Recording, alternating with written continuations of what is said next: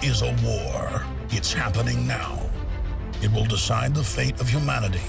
The time to choose sides has come. We are the resistance. We are the info war.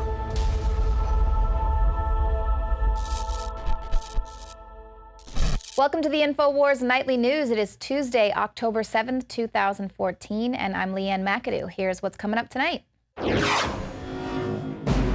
Tonight, as Ebola spreads in Spain, there's anger that protective measures for medical personnel were not sufficient. Meanwhile, in the U.S., the CDC gives the all-clear for an Ebola caregiver to return to work as a nurse only 7 days after unprotected contact. And if a cop would do this over refusing to show ID, what would he do in a pandemic? All that and more on tonight's InfoWars Nightly News. Shot by the police.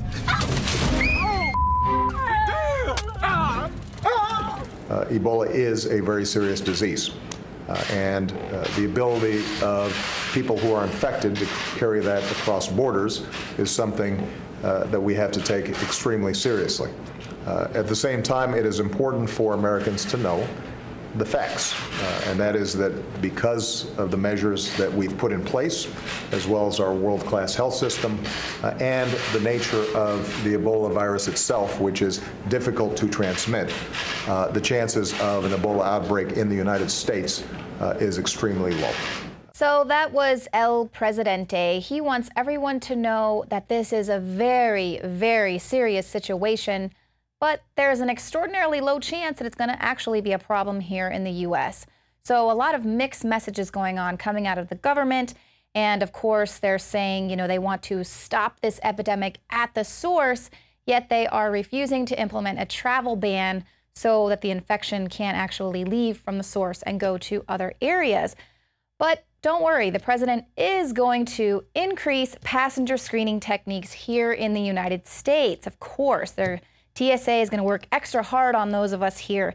Now, the president and the White House has not elaborated on exactly what those new screenings will entail, but possibilities include taking the temperature of travelers from affected countries once they arrive in the U.S. and, of course, more closely track the travel histories for international travelers who are arriving in the United States. Of course, they're already screening at the airports when people are exiting these Ebola-stricken nations.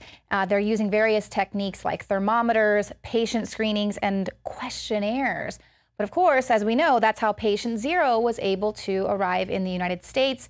He lied on one of these questionnaires when it asked if he had been in contact with anyone who had Ebola. So of course, he just lied his way in on that questionnaire, and at the time, he was not showing any symptoms of this disease. So this is clearly not a foolproof plan that we're working with here. Now, the agencies are saying that implementing a flight ban would be bad for the economy. Of course, it'll hinder aid. But what happens if hundreds of thousands of people become sick? Now, even though Obama and the CDC are saying, don't worry about it, don't worry about this, people are worrying about it. 5 Dallas schools so far have installed fever scanners. Now, the company that makes these fever scanners donated these to these 5 schools. They'll be able to monitor any fevers there. It's often the first symptom of Ebola, and it'll allow nurses to take the temperatures of these students without actually touching them. It'll read their temperature from a few inches away. So far, so good on that front. We don't have any more reported cases of any of these children who had been in contact to varying degrees with patient zero. But then, of course, we have the governor of Connecticut. He has declared a state of emergency over Ebola just as a precaution. He doesn't want to worry anyone. There is no actual patients there in his state that actually have this infection, but he wants the authority to quarantine and isolate people who may have been exposed. He just wants, he says it's essential that we be prepared, and we need to have the authorities in place to allow us to move quickly to protect public health. So while the governor is here, these other schools are here to actively monitor and track any potential new cases of this epidemic. The governor of Connecticut is saying he just wants to be able to quarantine people that have a reasonable suspicion of coming in contact with this virus. Well, now we have the nurse's assistant who actually came in contact with patient 0. She called 911. She rode in the ambulance with him. She was there helping him when he was violently vomiting. She rides in the ambulance with him. It's only been about 7 days since we first heard about patient 0 being diagnosed. Well, the CDC has given her the thumbs up to return to work, her and her husband. Now, I'm talking about the stepdaughter of Thomas Duncan. She works as a nurse's assistant, and she has been in quarantine in her house with her husband and their 4 children. But it's only been 7 days, and they're giving her the all clear to go back to her job as a nurse's assistant. They're, just go on ahead, and we know you haven't waited the 21-day incubation period, but, just get on out there and go ahead and keep on rolling out that Ebola false flag. Now, luckily, when she was interviewed, she said that she and her husband, they haven't decided if they are going to return to work just yet or if they will, in fact, wait the full 21 days for the incubation period. But this is completely contradictory to what the CDC had to say. Because it's such a deadly disease, people are scared, and it's normal to be scared. In fact, for the healthcare workers who are caring for people with Ebola, we want them to be scared. We want them to have a healthy respect of the risk of any lapse in infection control procedure. We want them to channel that fear into being incredibly meticulous about infection control. So the director of the CDC is very specific that he wants healthcare workers to be very afraid of Ebola so that they take meticulous efforts in ensuring that this infection is not spread. And yet the CDC is now giving 2 nurses assistants the thumbs up to get back to work after they have not even completed the full 21-day quarantine. So this is just very bizarre. And of course, now we can report that despite wearing a protective safety suit, the nurse that was in Madrid who caught Ebola, she became infected, and here she's in her protective gear. Anger is, of course, growing throughout Spain as it is being claimed that these protective suits given to health officials are not good enough. And it has also since emerged since then that before she even tested positive for Ebola, this nurse reported to her employers that she was having a fever and fatigue, and she explained that she had helped treat Ebola patients.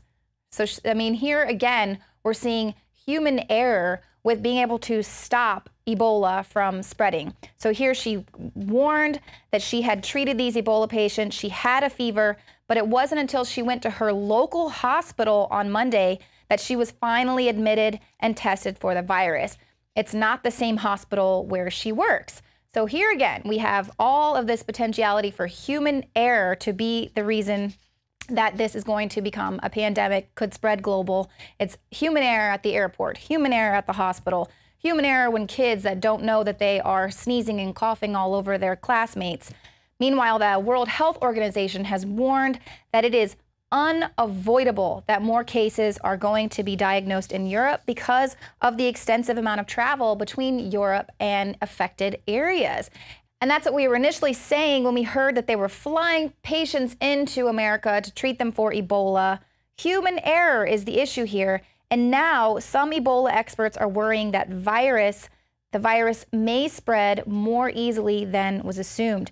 U.S. officials are assuring that co-passengers who are on the same plane with an air traveler from West Africa, they're perfectly fine unless that person has a fever of at least 101.5 degrees or is showing other symptoms of having Ebola. And the CDC says 0 risk. Now, I am no genius, but I know that anyone can take ibuprofen or a number of other things to take their temperature down. And if you're a person who is in a country that doesn't have good healthcare facilities there, and you know people in your entire village are dying from this disease and they're going to shut it down, people are probably going to take some pretty drastic measures to get out of that country and into a country that's going to offer them better healthcare. So, of course, this whole checking for a fever thing could be easily duped by someone with the means to do that.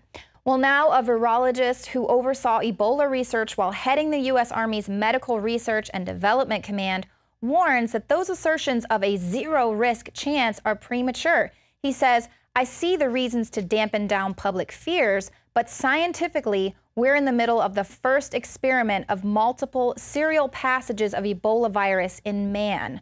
God knows what this virus is going to look like. I don't. And then additionally, some public health specialists are saying there is no proof that a person who's infected but who lacks symptoms could not spread the virus to others. And another viral researcher, Charles L. Bailey, who supervised the government's research when they were responding to an outbreak of Ebola among several dozen rhesus monkeys who were housed for research in Reston, Virginia. He says that these unqualified assurances that Ebola is not spread through the air are misleading. He said, we know for a fact that the virus occurs in sputum, and no one has ever done a study that coughing or sneezing is not a viable means of transmitting this infection.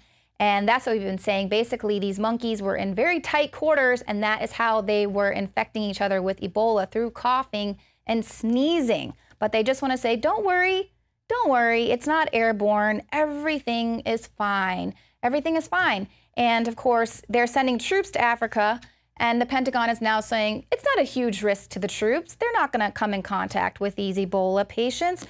Everything is fine. Now, despite the fact that they have failed on multiple occasions to contain Ebola, which is of course now spreading on multiple continents, the Defense Department is saying that the military is using strict protocols to protect the troops, and they're going to implement careful reintegration once they return to the U.S., right? So now we know that they are there in Africa to set up military bases. I mean, to help combat the Ebola outbreak. But here's some pictures of them actually setting up these prisons or FEMA camps, field hospitals for these Ebola patients. Just take a look at these photos. Now, this is Monday afternoon. Soldiers are erecting a barbed wire fence around what's going to become one of these treatment facilities. And they say here in this article, it isn't immediately clear if the fence was to help protect the camp from looters or to prevent sick patients from escaping. I mean, what does that look like to you? That is like razor wire right there. But don't worry, the commander of AFRICOM says the troops aren't going to come in contact with any of these Ebola patients, and any soldier who contracts Ebola will be flown back into the U.S. for treatment. And hopefully we will have the VA fixed by then for when the troops get back. Now, about this mandatory quarantine, obviously it is no secret that we are currently living in a police state. But take a look at this next video.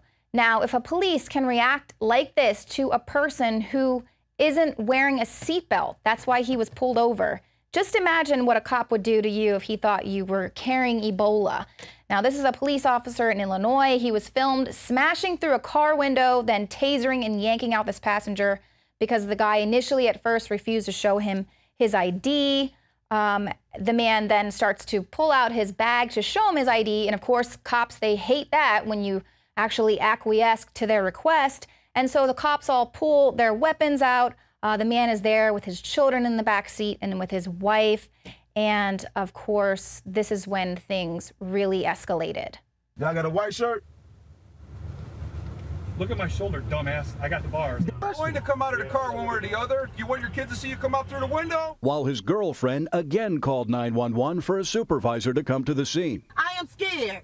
And he got the man, they pulled a gun out. Why did my kids have to see that? Oh, damn!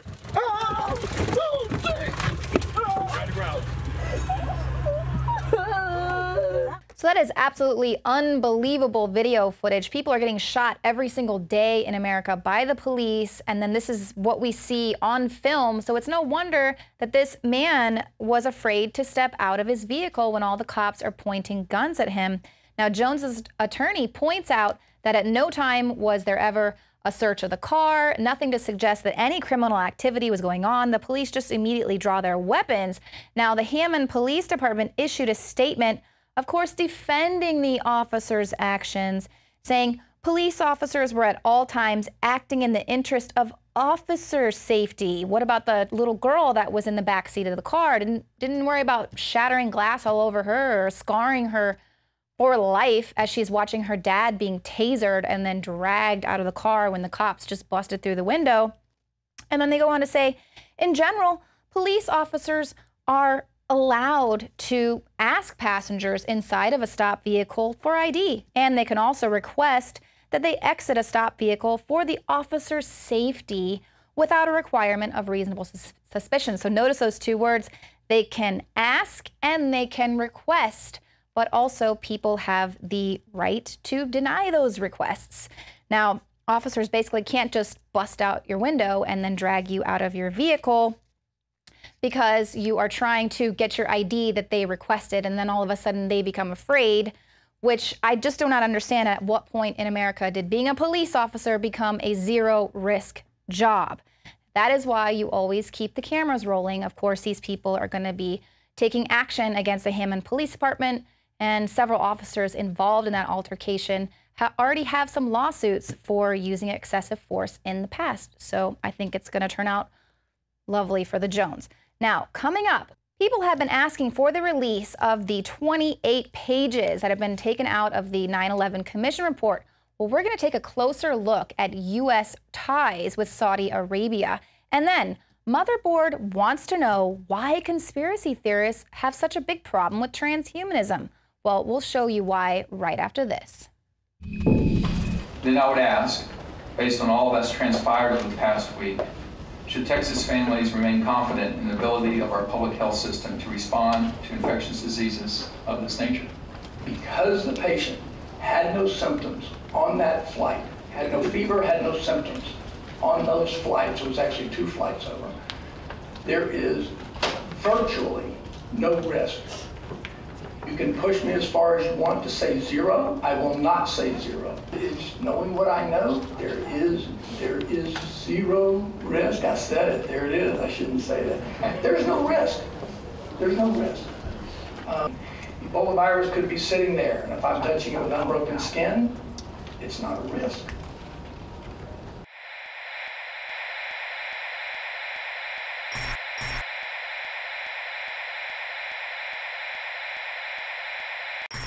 DNA force. When cells become toxic, they die early and aging sets in. DNA force. No one has put together a formula that focuses directly on brain health, nerve growth factors, and optimizing your cellular energy at the same time. Just one of the key compounds, BioPQQ, is backed by major clinical studies. DNA force. We now have the synergistic solution. Secure your DNA force today at InfoWarsLife.com or call toll-free 888-253-3139. DNA force. The globalist social engineers are not just targeting us with propaganda. They are manipulating our genetics. We are being targeted at every level by estrogen mimickers that lower our testosterone and other hormones and natural compounds that the body needs. After consulting top doctors, nutritionists, pharmacists, and others, we have developed what I believe is the ultimate non-GMO organic super male vitality formula sourced from powerful organic herbs and then concentrated for maximum potency. Super Male Vitality was developed to activate your body's own natural processes instead of using synthetic chemicals. Super Male Vitality by InfoWars Life is so powerful that I only take half the recommended dose. For a limited time, we are offering 15% off Super Male Vitality at InfoWarsLife.com to introduce you to this powerful supplement. Visit InfoWarsLife.com today to secure your Super Male Vitality. InfoWarsLife.com.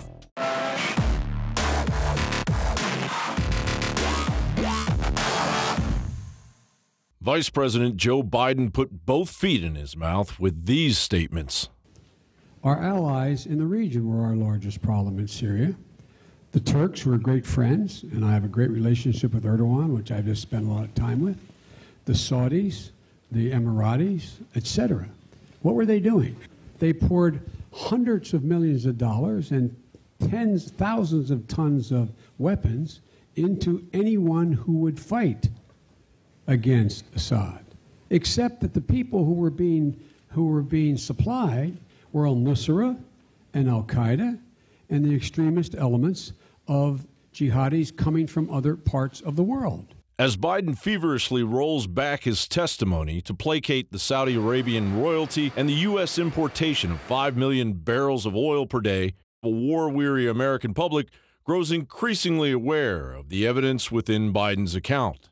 The potential paradigm shift concerning key players on the world stage awaits the inevitable release of the classified 28 pages within the official 2002 9/11 Commission report.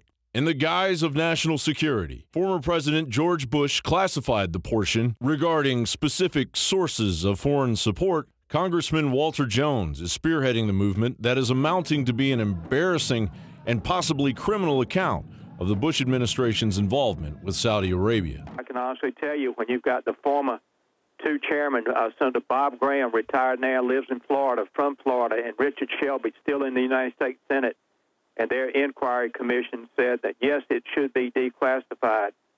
Then you've got Hamilton and Kane, as recently as 3 weeks ago, former members of the House, and then the former governor of New Jersey, Kane, saying it should be declassified. And there's no reason the American people should not see the truth.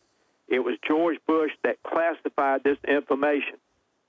Mr. Obama owes nothing to George Bush, but he does owe to the families of 9/11 the right to see the 28 pages, and certainly the American people. As the puppet masters scramble to manage their diversions, and if the outbreak is not stopped now, we could be looking at hundreds of thousands of people infected. the cozy relationship between our government and the Saudi Arabians finds itself under developing scrutiny. I took this action to assist the Saudi Arabian government in the defense of its homeland.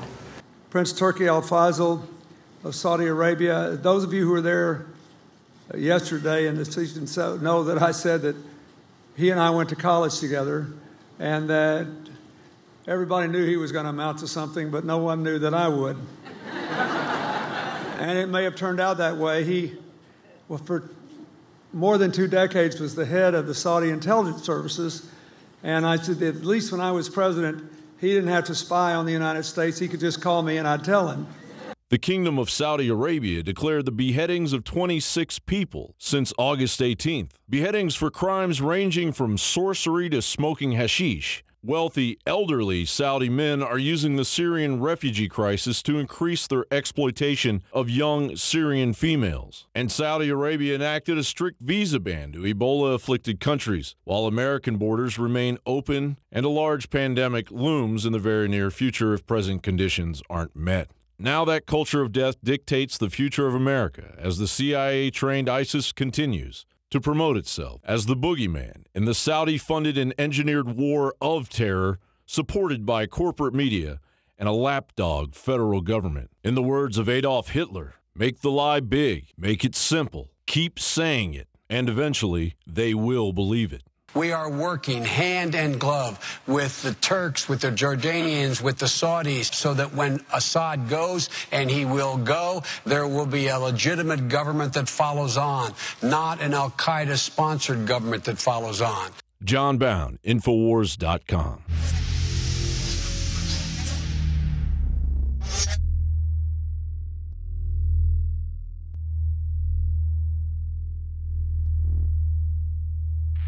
I began to get into iodine a few years ago because it was helping me and my family so much get healthy and detoxify. I believe our research is conclusive. This is the best iodine out there. And I know this for a fact. Nobody else has got iodine based on these pure crystals, ladies and gentlemen. For a limited time, experience the ancient power of Survival Shield X2. Take advantage of this unprecedented 30% off Super Detox Special at InfoWarsLife.com. Introducing the first proprietary oxygen-based intestinal cleanser, OxyPowder, backed by FDA-approved phase 1, 2, and 3 clinical trials. All the toxins from the air, the food, the water, ultimately ends up in the gut or affects the gut. Take your health into your own hands and start cleansing your body today with OxyPowder. Secure your OxyPowder today at InfoWarsLife.com. That's InfoWarsLife.com.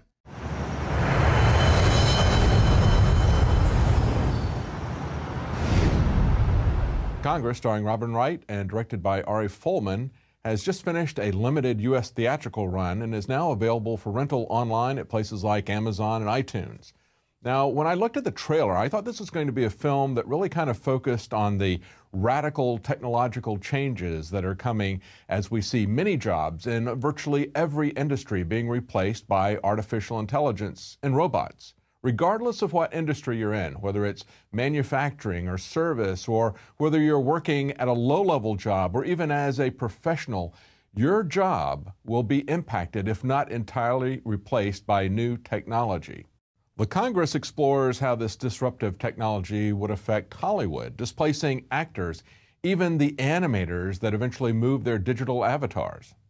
But the movie takes a much broader look at a future dystopian society where people are essentially enslaved by entertainment, where they live in a virtual existence. The irony is that many people will avoid this movie or not finish it because they don't find it entertaining enough. But that's how close we are to the dystopian future that it looks at. The Congress is a film that echoes an archetypal warning that's been presented by many great artists over many decades, and that is, once we live in a society characterized by fantasy and deception, it opens a door to authoritarian dictatorship. Based loosely on Stanislaw Lem's The Futurological Congress, it stars Robin Wright as herself, as an actress whose decisions have so frustrated the Hollywood machine that they refuse to work with her ever again unless she signs a one-time contract, a one-time fee, where they will capture her entire appearance and personality into a digital model. Now, of course, she will never be allowed to ever work again. This is something that's going to happen in many industries as people, even professionals, work with programmers to create artificial intelligence that is going to take over their job, where they will never, ever work again in their field or area of expertise.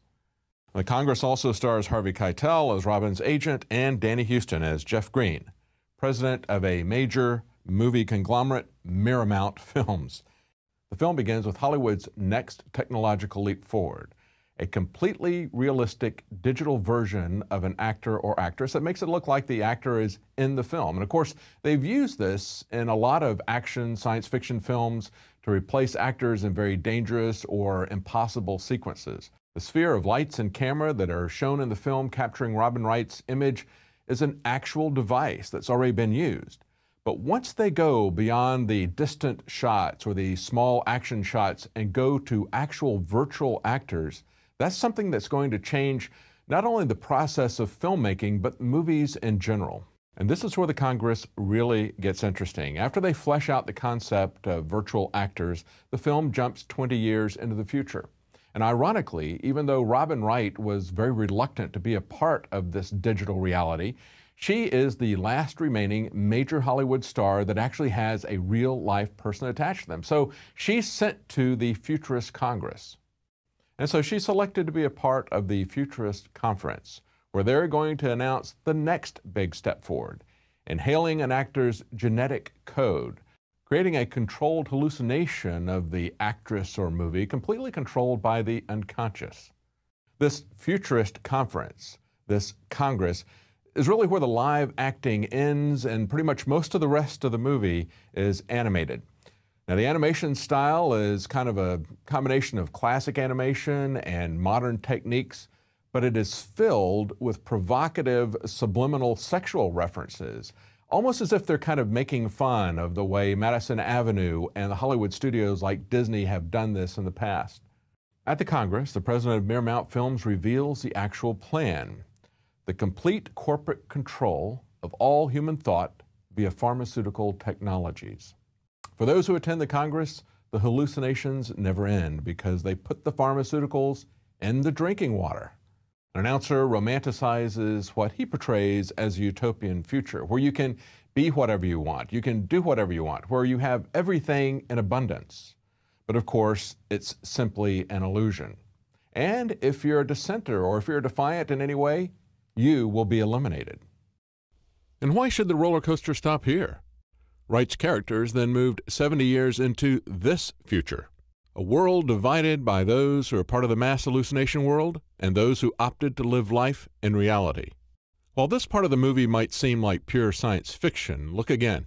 The world that's being illustrated here is one that's been described by top futurists for many decades now. Aldous Huxley famously predicted a world where people learn to love their servitude to the state through psychotropic and behavior-controlling drugs. It is possible to make people contented with their servitude. I think this can be done.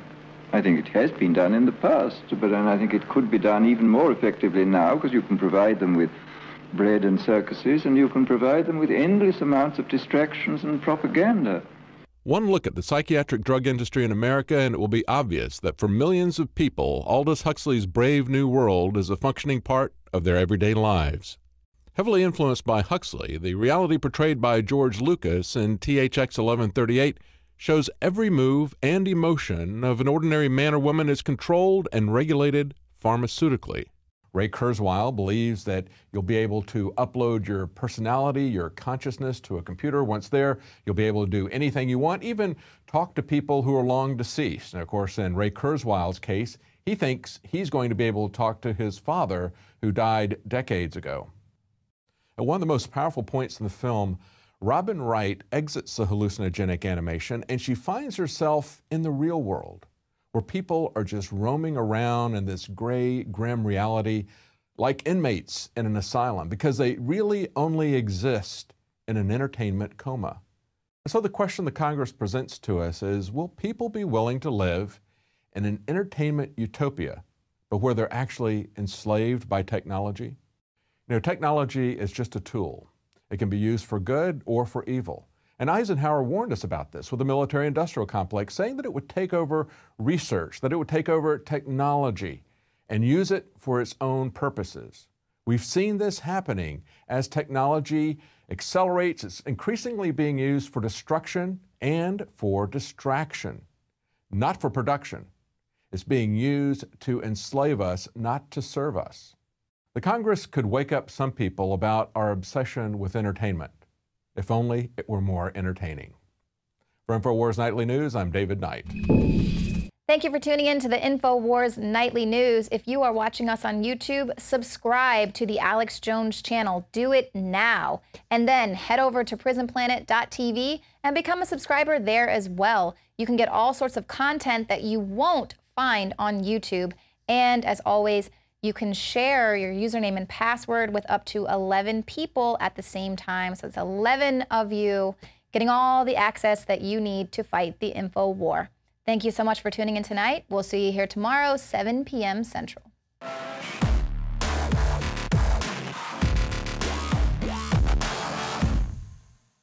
City of Austin tap water versus filtered City of Austin tap water. I can taste dirt in it. God knows what's in this. This has an aftertaste. Tastes like Austin water? Yeah, it does. Ugh. These people just sampled City of Austin tap water straight from the faucet. Next, we had them try a sample of tap water filtered through the ProPure G2.0 filtration system. High quality H2O. That one is better. Tastes like nothing.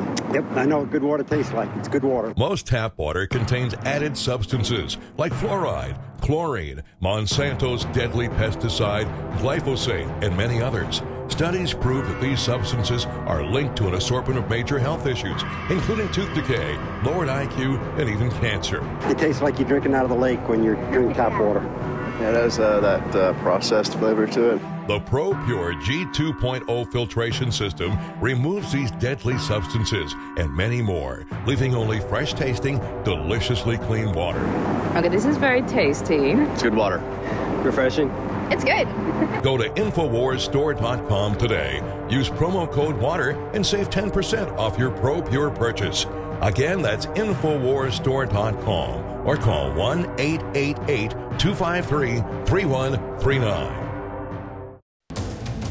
You are watching the InfoWars Nightly News, which airs 7 p.m. Central at InfoWarsNews.com. Members can share their passcodes with up to 11 other people, and your support is helping us defend liberty worldwide.